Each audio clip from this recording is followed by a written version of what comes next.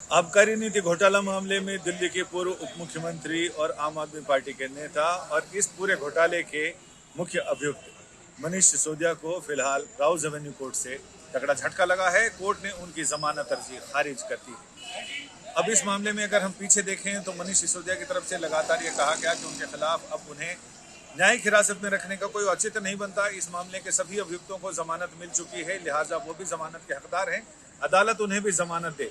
लेकिन सीबीआई की तरफ से कहा गया कि मनीष सिसोदिया को जमानत देने का मतलब है कि इस सारे मामले में न केवल सबूतों से छेड़छाड़ होगी बल्कि ये गवाहों को भी दबाव में ले सकते, क्योंकि प्रभावशाली आदमी है। यही दलीलें कोर्ट में दी गई थी और साथ ही ये भी कहा गया था कि हालांकि सारे अभियुक्तों को जमानत मिल चुकी है, लेकिन मनीष सिसोदिया चूंकि इनके जो अभियुक्त हैं, बाकी अन्य सह अभियुक्त जिन्होंने 100 करोड़ रुपए देने के और उसकी पूरी जो पैसे की पूरी ट्रेल है, कहाँ दिए गए, कैसे दिए गए, उन सारी चीज़ों में उस पर असर पड़ सकता है।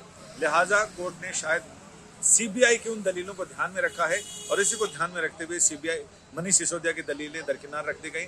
अदालत में आने के बाद विशेष सीबीआई के जज M.K. नागपाल, उन्होंने फैसला सुनाते हुए सिर्फ एक शब्द बोला, उन्होंने कहा डिसमिस। और इसके साथ ही तस्वीर साफ हो गई कि मनीष सिसोदिया को इस मामले में फिलहाल कोई जमानत नहीं मिल रही है। और मनीष सिसोदिया के वकीलों ने अदालत में ही कह दिया कि वो विशेष अदालत के इस फैसले को हाई कोर्ट में चुनौती देंगे।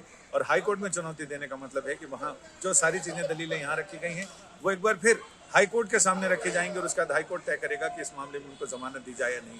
हालांकि सीबीआई के मामले में जमानत मिलने के बावजूद मनीष सिसोदिया की वर्तमान स्थिति में कोई फर्क पड़ने वाला नहीं है, क्योंकि ईडी के मामले में 5 अप्रैल तक मनीष सिसोदिया न्यायिक हिरासत में है।